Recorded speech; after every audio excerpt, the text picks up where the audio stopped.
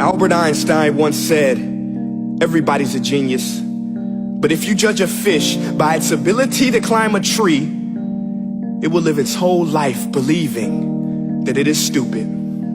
Ladies and gentlemen of the jury, today on trial we have modern day schooling. Glad you could come. Not only does he make fish climb trees, but also makes them climb down and do a 10-mile run. Tell me, school, are you proud of the things you've done?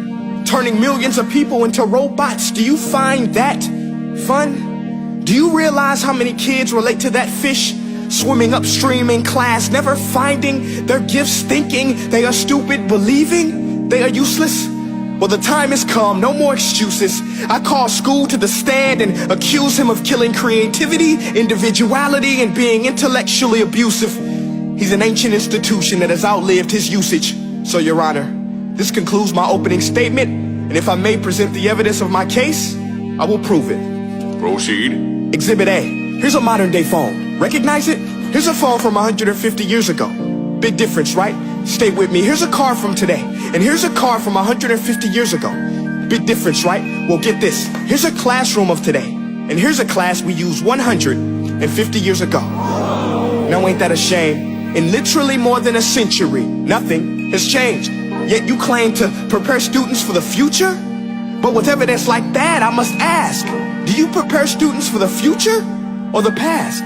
I did a background check on you and let the record show that you were made to train people to work in factories, which explains why you put students in straight rows, nice and neat, tell them sit still, raise your hand if you want to speak, give them a short break to eat, and for 8 hours a day tell them what to think.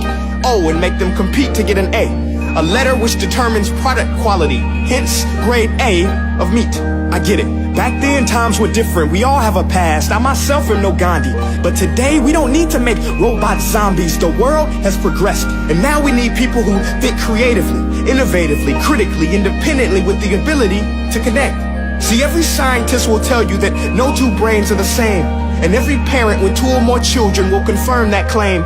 So please explain why you treat students like cookie cutter frames or snapback hats, giving them this one-size-fits-all crap. Watch your language. Sorry, Your Honor, but if a doctor prescribed the exact same medicine to all of his patients, the results will be tragic. So many people will get sick, yet when it comes to school, this is exactly what happens. This educational malpractice, where one teacher stands in front of 20 kids, each one having different strengths, different needs, different gifts, different dreams, and you teach the same thing the same way? That's horrific. Ladies and gentlemen, the defendant should not be acquitted. This may be one of the worst criminal offenses ever to be committed. And let's mention the way you treat your employees. Objection. Overruled. I want to hear this. It's a shame. I mean, teachers have the most important job on the planet, yet they're underpaid? No wonder so many students are short-changed. Let's be honest, teachers should earn just as much as doctors, because a doctor can do heart surgery and save the life of a kid, but a great teacher can reach the heart of that kid and allow him to truly live. See, teachers are heroes that often get blamed, but they're not the problem. They work in a system without many options or rights. Curriculums are created by policymakers, most of which have never taught a day in their life. Just obsessed with standardized tests. They think bubbling in a multiple choice question will determine success. That's outlandish. In fact, these tests are too cruel to be used and should be abandoned, but don't take my word for it. Take Frederick J. Kelly, the man who invented standardized testing, who said, and I quote, "These tests are too cruel to be used and should be abandoned." Ladies and gentlemen of the jury, if we continue down this road, the results will be lethal.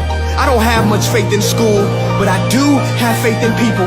And if we can customize healthcare, cars, and Facebook pages, then it is our duty to do the same for education, to upgrade it, change it, do away with school spirit, because that's useless. Unless we're working to bring the spirit out of each and every student, that should be our task. No more Common Core. Instead, let's reach the core of every heart in every class. Sure, math is important, but no more than art or dance. Let's give every gift an equal chance. I know this sounds like a dream, but countries like Finland are doing impressive things. They have shorter school days.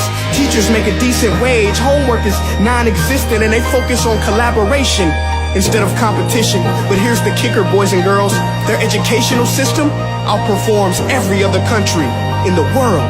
Other places like Singapore are succeeding rapidly. Schools like Montessori, programs like Khan Academy. There is no single solution, but let's get moving. Because while students may be 20% of our population, they are 100% of our future. So let's attend to their dreams, and there's no telling what we can achieve.